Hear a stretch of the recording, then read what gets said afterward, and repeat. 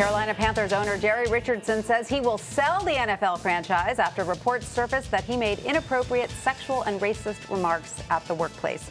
Richardson released a statement saying, "There has been no greater mission or purpose in my life than to have brought the NFL franchise to Charlotte. The obstacles back then were significant, and some even questioned whether our community could or would support professional football. I believe that it is time to turn the franchise over to new ownership. Therefore, I will put the team up for sale at the conclusion of this NFL season. While I will no longer be the team owner, I will always be the Panthers' #1 fan." CBS Sports writer and the host of Reiter Than You, Bill Reiter, is here to talk to me about this and so much more.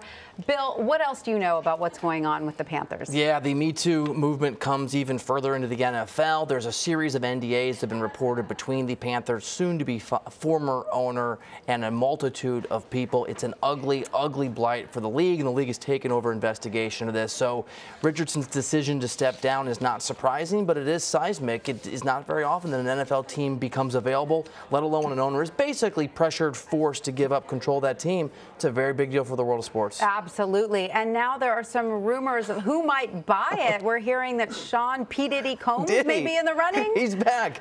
Diddy on Instagram said that he wants to be a partial owner. He's worth an estimated $250 million. Steph Curry, the Golden State Warrior NBA superstar, jumped on social media and said, "I'm in." Colin Kaepernick said he'd like to be part of an ownership group. So I think this is a real thing, and the NFL does not have a single African American who owns an NFL team. Certainly with everything that's gone on, the divisiveness in the country that's played itself out in sports, it wouldn't be a bad thing. And Diddy, he said he's an amazing entertainer. He knows a thing or two about putting on a show. Yeah, that's what football is. Part of it is a show, right? Absolutely. Now let's go to the field. That nail-biter of a game. The Steelers lose to the Patriots. This one literally had my son in tears. There are people throwing things at their CBSN screen right now in memory of this. So was this a bigger win for the Pats or a bigger lose for the Steelers? I'm going to say that it's both. The Steelers have never beaten Tom Brady and the Patriots in the postseason in the Tom Brady era. They're 0-3. This was basically an effect for home field advantage in the playoffs if they face each other in an AFC Championship game. We all presume that will happen, and it's going to be the Patriots in Foxborough who have that advantage.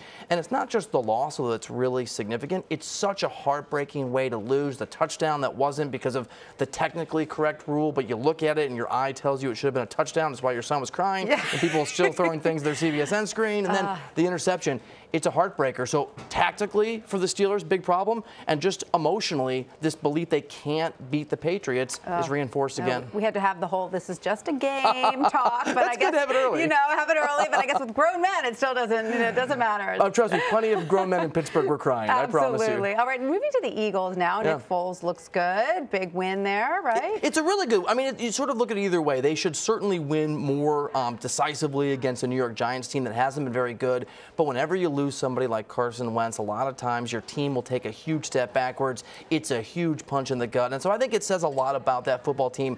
They found a way to win. And you're right, Nick Foles, the pressure is on him. He's replacing, stepping in for an injured Carson Wentz, who might have been the most valuable player this year. So all in all, Philly gets the win. Their head coach, Doug Peterson, said we need to play better. That's certainly true come the playoffs. But it's just to get that win after losing Wentz, it's very impressive. Would you be worried, though, if you were an Eagles fan? I would be absolutely worried. I mean, I like Foles, and he's been good in the past. He's a very good backup, but the NFC is remarkably crowded. There's a lot of really good teams.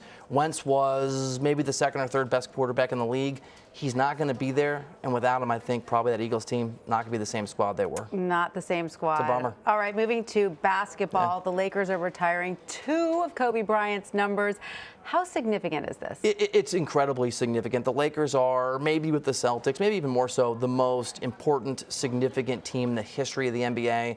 And there's a strong argument that Kobe Bryant is the greatest Laker of all time. It could be Kareem, it could be Magic, but he's defined not just an era for this team, but an era in basketball. He's an amazing, amazing player. And when that number, both those numbers go up into the rafters, it's going to really bring the curtain down on one of the most important eras in the history of maybe the most important organization in the NBA. It's a cool moment. Yeah. How many players get 2 numbers retired? Not very many. Not many, right? No, and it's weird because usually if you're that good, whatever number you start with, you get to keep that number. It's your number forever. And I'm not taking a shot at Kobe, but Kobe also was a guy that took a lot of shots and was very ball dominant. So it makes sense he would have 2 numbers. He played as aggressively and took as many shots as 2 guys do in a career. So good for him. A legend for sure. Bill Reiter, thank you so much for that. You bet.